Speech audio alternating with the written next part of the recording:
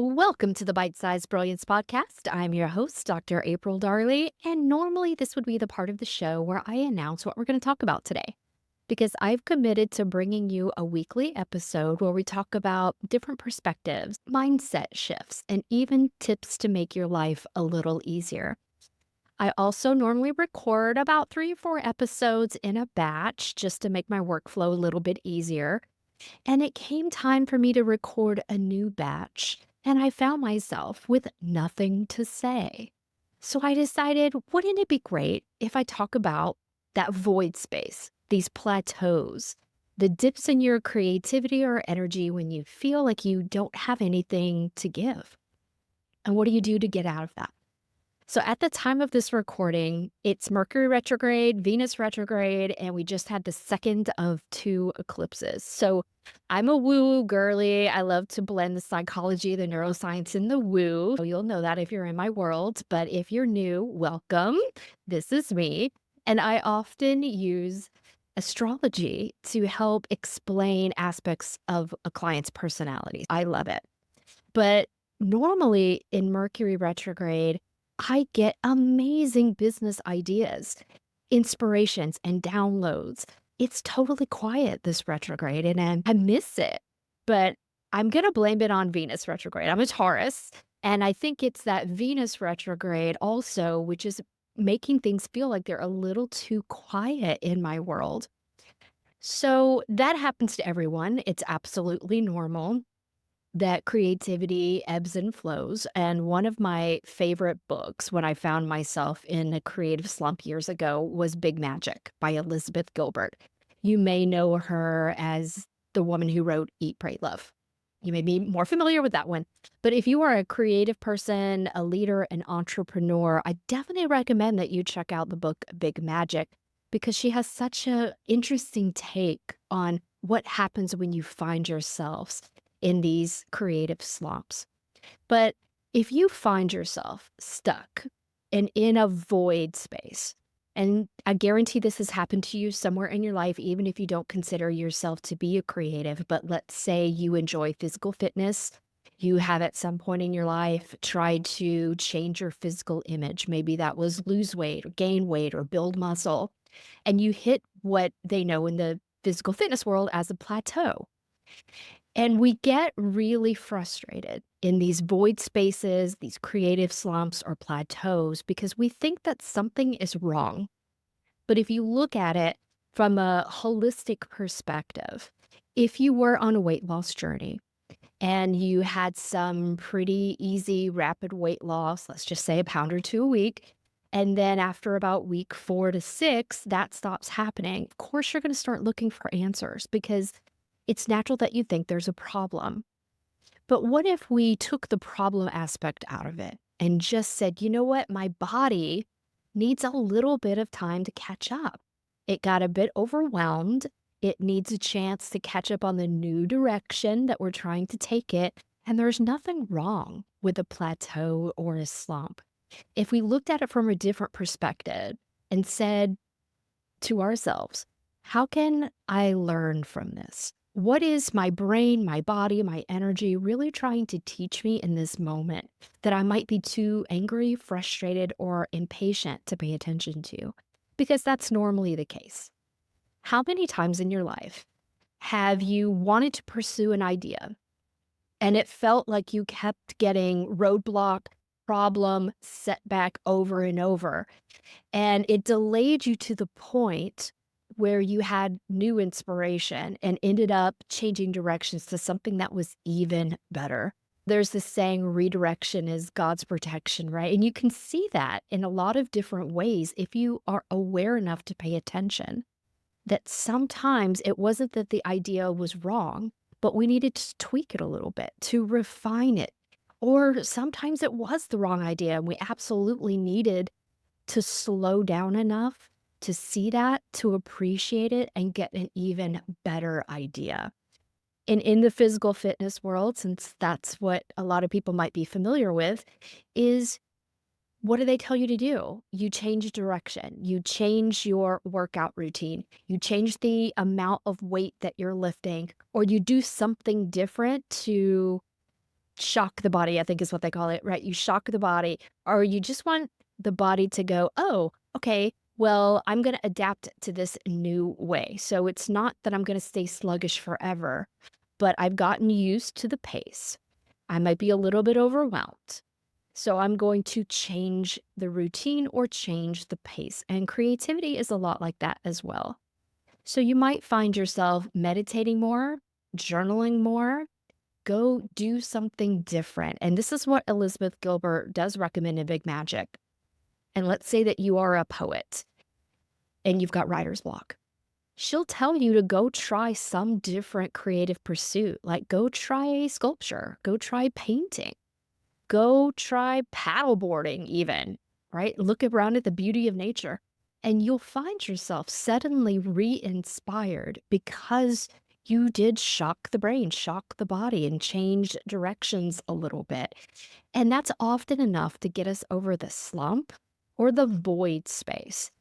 But what happens when it isn't? Sometimes the void is a little persistent and it hangs on, even though you've tried to relax, you've tried to change up your routine, you've journaled, you've asked your guides about it, you're checking the astrology, what is going on. And sometimes the lesson is purely patience. But here's a little trick. As you know, I do the Bespoke Brain System. It's a 3-brain system that teaches you how to look at yourself in the world from 3 different perspectives: the unconscious, the subconscious, the conscious. In other words, survival, emotion, and logic. It's the subconscious piece of us and the logic piece of us that is often extremely frustrated by the pace or the outcome not being what we wanted it to be. But if you look a little bit deeper, it's usually the survival brain or the unconscious that feels whatever you're trying to do is going to be unsafe on some level and that it will change your world a little too much. And because that is our dominant brain, it's our security system, its whole job is to keep us safe, it has the ability to hijack the other pieces of the brain and take over when you're being threatened. And that brain doesn't know if that's a real threat or an imagined threat.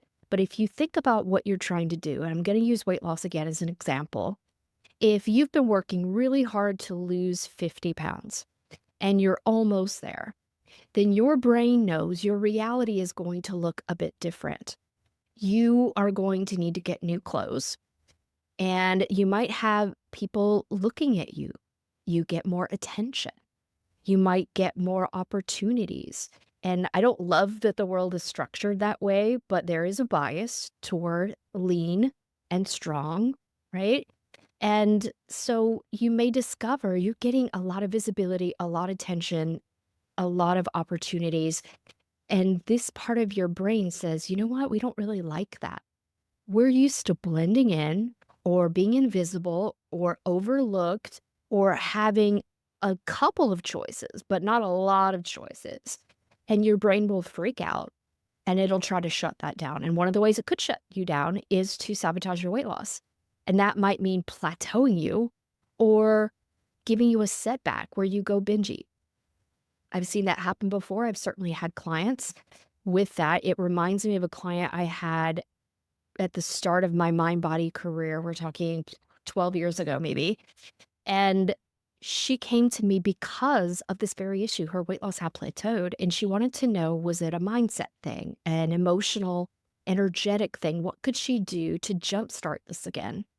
So at that time, I practiced a slightly different mind-body technique where we did go looking for the origin event, and we pulled out a memory from her. She was 18 years old, and she was jogging. She was incredibly fit. She was on the track team, et cetera, right? All-star athlete. So this woman was fit. And now she's in my office 20 years later, 50 pounds plus overweight. But that was where it started because as she was running outdoors one day, this group of men pulled beside her in a car and they started catcalling her and they made her so uncomfortable. They started saying these things to her, these explicit things, and she was afraid for her safety. And She said at that point, everything started to go downhill from her. She was afraid to go running outside anymore. So, of course, when she stopped running, she started eating more. And then she started to tell me how that domino effect, she ended up getting relationships where her partner would make her feel bad about her weight. And as a form of self sabotage, she would go eat more, almost as an act of defiance of, you can't control the way I look. And oh, you don't like it? Watch me now, sort of thing. And it was this entire cascade. And it all started from one origin event where she felt unsafe exercising, doing what she loved, being looked at, being visible. And this is how your brain works, my friend. It's insidious, and you have no idea of how it can sabotage you until we get in there and start pulling apart some of these things. And this is why I love to do one to one work with my clients. And I do this through the Bespoke Brain System. This is that three brain system that shows you how, when, where the problem started so that we can redirect it, eliminate it, change it, refine it, flip it, all of these things, whatever's going to work best for you and your life. So, if you'd like to learn more about how the bespoke brain system can help you bust through a plateau, a slump, avoid a sabotage, then contact me. We'll do a consultation call. It's free, 20 minutes by phone. You can do it anywhere in the world. And let's get you some answers. Sometimes the answer will be patient and wait. But sometimes the answer is there's something in your brain, your body, your energy that is actively sabotaging you. And when you have that awareness, when you have that knowledge, the key to unwind it and release it. And that's what I want for you. So if you find yourself in the void space, my friends, don't despair. Be as patient as you can, but also know that there is an answer and you do have it, but you might need a little guide to show you where it is. And that's where I come in. Until next week, my friends, goodbye.